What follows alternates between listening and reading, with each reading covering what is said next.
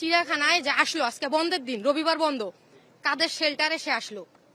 হচ্ছে চিড়িয়াখানার কর্তৃপক্ষ তো জানে, যারা দায়িত্ব পরিচালক থেকে শুরু করে বা যারাই আছে তারা সকলে জানে না যে সে একজন খুনি।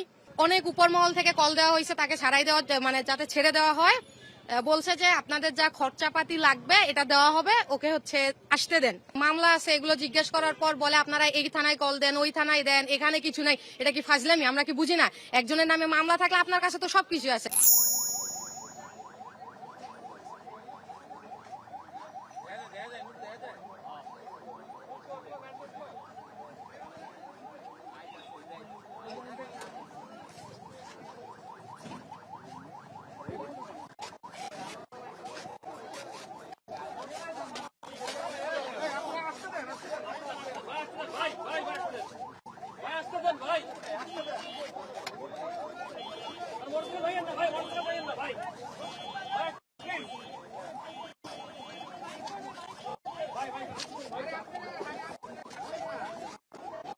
এটা হচ্ছে মূলত দুপুরের পর আমাকে হচ্ছে এখানে বিএনপি ছাত্র দলের ভাইয়েরা হচ্ছে আমাকে কল দেয়। দেওয়ার পর বলে যে আপু আপনি কোথায় আছেন? আমি বললাম ভাই আমি তো বাসায়। বলে যে এইরকম আরএস ফাহিম তো হচ্ছে আজকে গাড়ি নিয়ে চিড়িয়াখানার ভিতরে ঢুকছে, তো চলেন ওকে হচ্ছে আটক করি, আটকাই আর কি। দেন তারপরে হচ্ছে আর কি ওনারা সকলে আসে, আমি যতটুকু পারছি সবাইকে বলছি, বলার পর আসার পর তাকে আটক করা হয়। দেন করার পর হচ্ছে আমরা কিন্তু থানাতে কল দেওয়া দিয়ে হয়েছে যে সে তো একজন হচ্ছে খুনির সহযোগী। এটা তো আমরা সকলেই জানি, কোন থানায় মামলা আছে বা কি আছে সবকিছুর জন্য আমরা থানায় ফোন দেই, কিন্তু থানা থেকে কোন রকম সহযোগিতা করা হয় না। তারে নারে করে আপনারা মোহাম্মদপুরে ফোন দেন, এখানে দেন, সেখানে দেন, হ্যান দেন, ত্যান দেন। লাস্টে গিয়ে অবশেষে হচ্ছে তারা হচ্ছে যায়। যাওয়ার পর হচ্ছে থানায় নিয়ে আসার পর হচ্ছে অনেক উপর মহল থেকে কল দেওয়া হয়েছে তাকে ছাড়াই দেওয়া, মানে যাতে ছেড়ে দেওয়া হয়। বলছে যে আপনাদের যা খরচাপাতি লাগবে এটা দেওয়া হবে, ওকে হচ্ছে আসতে দেন। সেই সঙ্গে আরেকটা যেটা প্রশ্ন, সেটা হচ্ছে চিড়িয়াখানায় যে আসলো, আজকে বন্ধের দিন, রবিবার বন্ধ, কাদের শেল্টারে সে আসলো?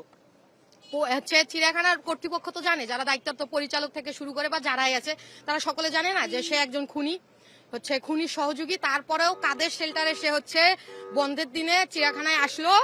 আমরা যখন আটক করি, ওখানে আটকানোর পরে তো হচ্ছে অনেক, নামটা আমি বলতেছি না, বাট দেখবো আমি শেষ অবধি যদি আমরা দেখি যে আসলেই কোনো রকম কিছু হচ্ছে না বা তাকে কোনো একভাবে ছেড়ে দেওয়া হচ্ছে, তাহলে অবশ্যই এগুলো নিয়ে আমাদের কথা বলতে হবে।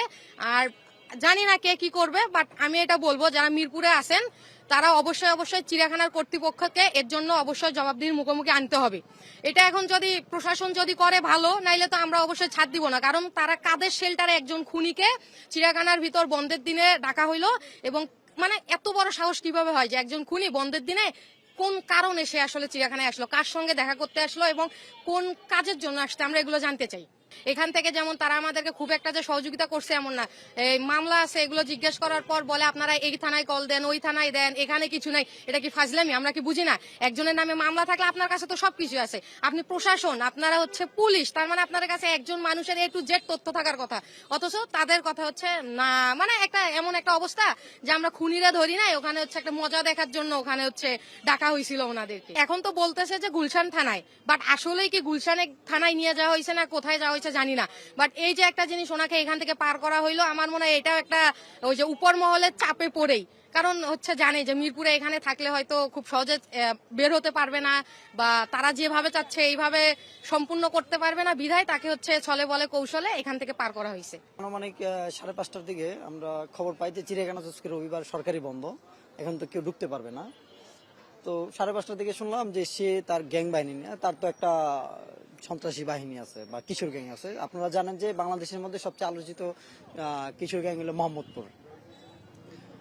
তো মোহাম্মদপুরের যে শিশু সন্ত্রাসী যে রাজীব কাউন্সিলর, ওর শেল্টারে, ওর নির্দেশেই, ওর এই ইয়াতে সে তার অপকর্মগুলো চালাইতো। পরবর্তীতে সে কি করছে, 5 আগস্টের পরবর্তীতে সে দেশ ছেড়ে পালিয়ে যায়।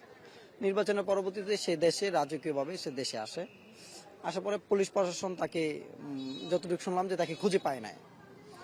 তো অনেকদিন পর দেখলাম যে তার 3টা প্রাইভেট কার আর 10-15টা বাইকের মতন সে ভিতরে নিয়ে আসছে। আসার পরে ওকে তো সবাই চিনে, সে কন্টেন্ট ক্রিয়েটর এবং সে জুলাই হত্যা মামলার সে আসামি, তার বিরুদ্ধে 3টা মামলা আছে।